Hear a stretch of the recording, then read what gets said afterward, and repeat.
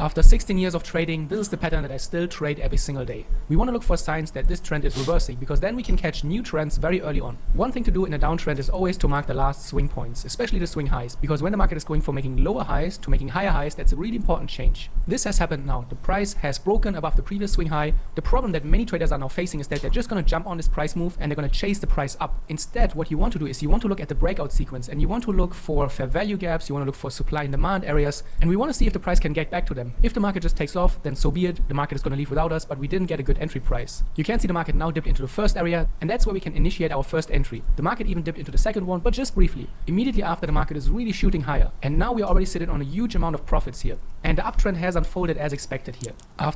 So, I mean, that's fine. I mean, it's nice to watch a video that's not some ICT crap, you know, even though everyone attributes fair value gaps to him, even though it existed well before that a-hole was even born.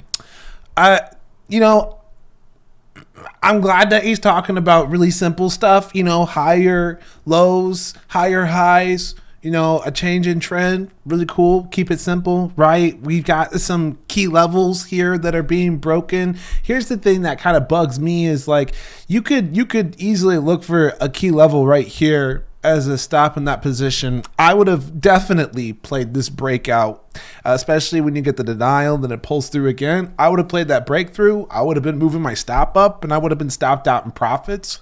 And I'm sorry, but there's no way you're ever going to tell me that that would have been a bad trade or a problem.